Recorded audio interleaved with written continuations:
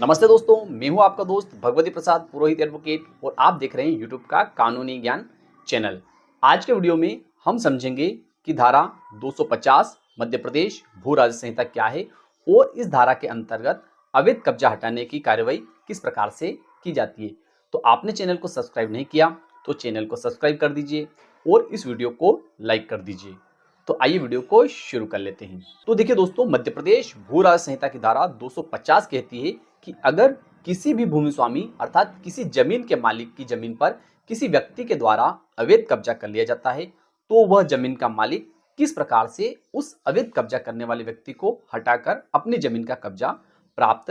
कर सकता है। तो देखिए, कोई भी जमीन का मालिक जिसे उसकी जमीन से किसी अन्य व्यक्ति ने गलत तरीके से बेदखल कर उसकी जमीन पर अवैध कब्जा कर लिया है, तो ऐसी स्थिति में गलत तरीके से कब्जा करने वाले व्यक्ति को हटाने के लिए और जमीन का कब्जा प्राप्त करने के लिए उस जमीन का मालिक या जमीन के मालिक के उत्तराधिकारी अर्थात उस जमीन के मालिक का पुत्र, पुत्री, पत्नी तहसीलदार को आवेदन दे सकते हैं। महत्वपूर्ण प्रश्न यह है कि आवेदन के साथ कौन कौन से दस्तावेज लगाने चाहिए। तो देखिए, जिस जमीन का कब्जा लेना है उस जमीन का वर्तमान खसरा एवं B1 की प्रमाणित प्रतिलिपि और अगर सीमांकन करवाया है तो सीमांकन प्रकरण की प्रमाणित प्रतिलिपि जिसमें सीमांकन का प्रतिवेदन, पंचनामा, फील्ड बुक, पड़ोसी कृषकों को जारी सूचना पत्र और नक्शा ट्रेस की प्रमाणित प्रतिलिपि पेश करनी चाहिए। यह अगर तहसीलदार को ऐसा ज्ञात होता है कि किसी भूमि स्वामी की जमीन पर किसी व्यक्ति के द्वारा अवैध कब्जा कर लिया है तो तहसीलदार स्वयं भी अवैध कब्जा करने वाले व्यक्ति को हटाने की कार्यवाही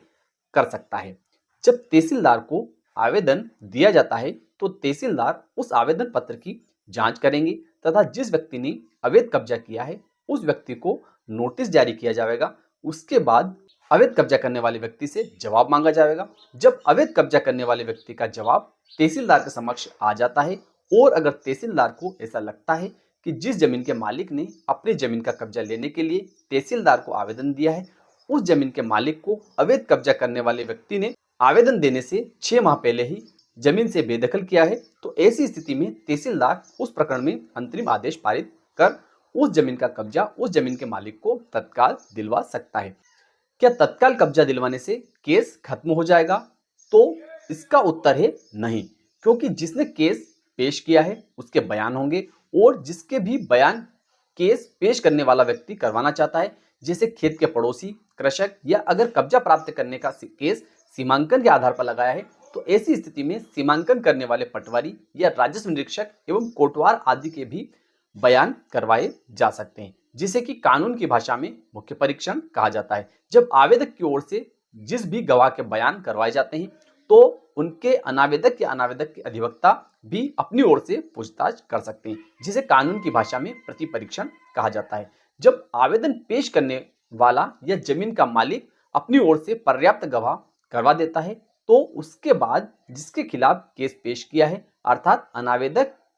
या जो अवैध कब्जाधारी है वह अपने बयान करवाता है और जिन लोगों पर अनावेदक को विश्वास है कि उनके बयान से अनावेदक को केस में फायदा हो सकता है उन लोगों के बयान तहसीलदार के समक्ष अनावेदक करवा सकता है, जिसे मुख्य परीक्षण कहा जाता है। इसके बाद अनावेदक से और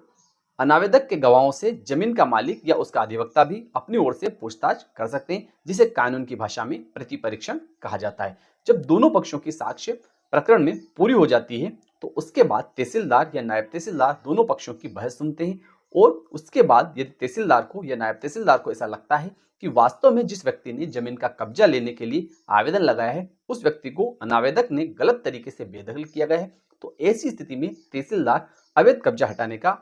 और उस जमीन का कब्जा उस जमीन के मालिक को देने का आदेश कर सकता है और उसके बाद जमीन का कब्जा भी दिलवाता है। अब देखिए, तहसीलदार कब्जा कैसे दिलवाता है, तो उसके लिए तहसीलदार या नायब तहसीलदार प्रकरण में जो आदेश पारित करता है उसके लिए एक अमल आदेश भी जारी करता है, जिसका पालन पटवारी या राजस्व निरीक्षक के द्वारा